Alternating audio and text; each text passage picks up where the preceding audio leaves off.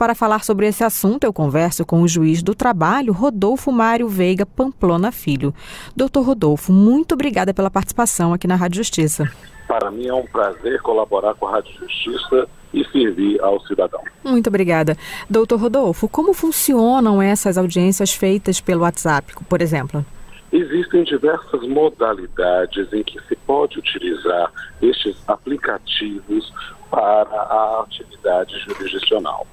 Há colegas que têm utilizado o WhatsApp no próprio modo de mensagem de texto, criando grupos temporários para negociar, por exemplo, propostas de conciliação, né, em que se cadastra os advogados de reclamante, de reclamado, ou às vezes as próprias partes, numa mediação pelo juiz, para tentar resolver isso e otimizar a prestação jurisdicional.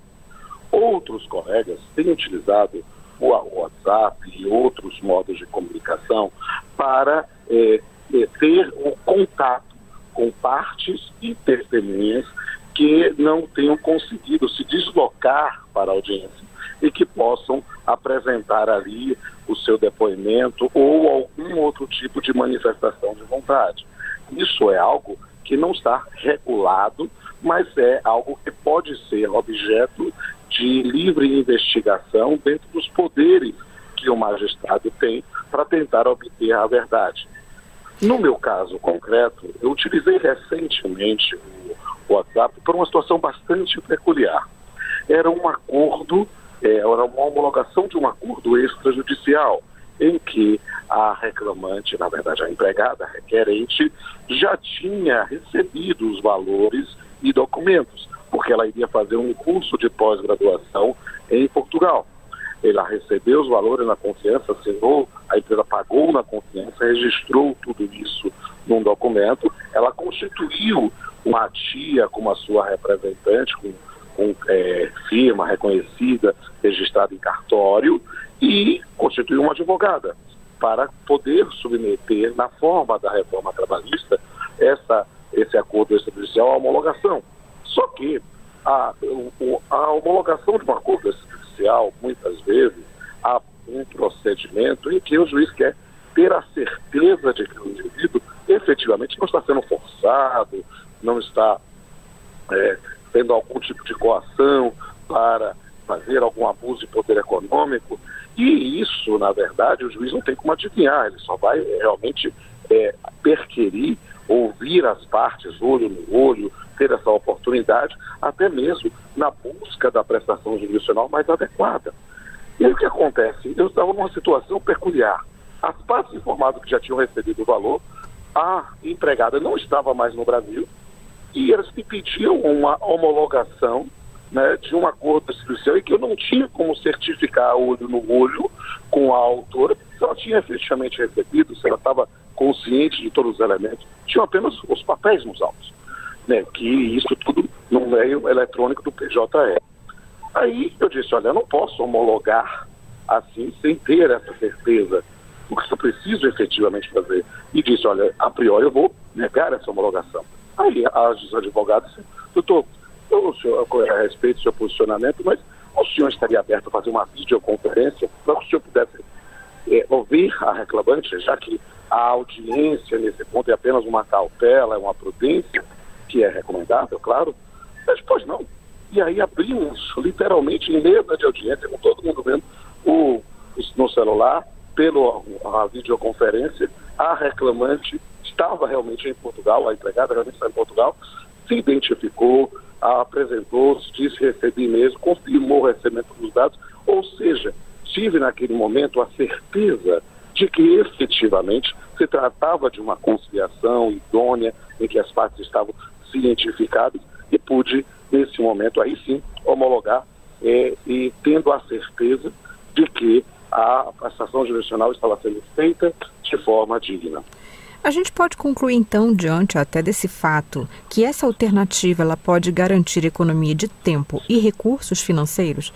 Sem sombra de dúvida. É claro que nós temos que pensar em sistemas de desburocratização do acesso ao Poder Judiciário.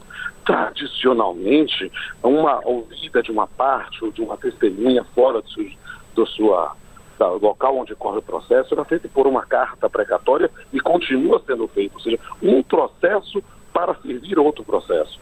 Ora, será que hoje, com as facilidades da informática, nós não podemos pensar em facilitar isso através desses mecanismos? É algo que deve ser pensado e deve, naturalmente, ser aperfeiçoado sempre para garantir a lisura.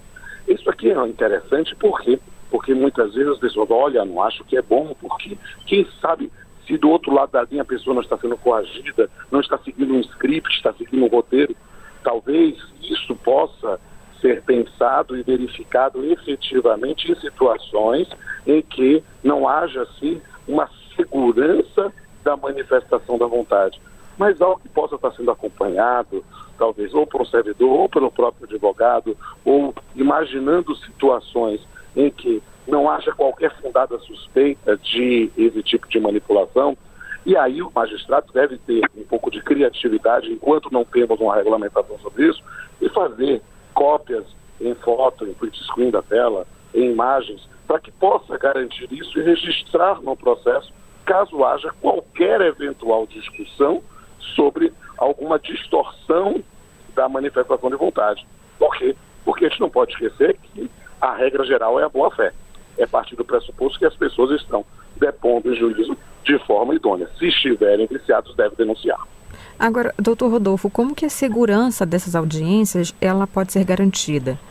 Na verdade, é preciso ter em mente que a premissa básica é justamente a boa-fé. A ideia de que as pessoas estão indo a juízo para colaborar com o Poder Judiciário. E a ideia de ter uma segurança nunca se vai ter de forma absoluta. Sempre alguém pode dizer que se enganou ou que foi enganado a ir a juízo, tanto presencialmente, tanto virtualmente. É preciso, porém, dar garantia sempre de que se algum indivíduo depois alegar que ou foi manipulado, que foi enganado, que ele possa ser ouvido no Poder Judiciário. Aí sim, presencialmente.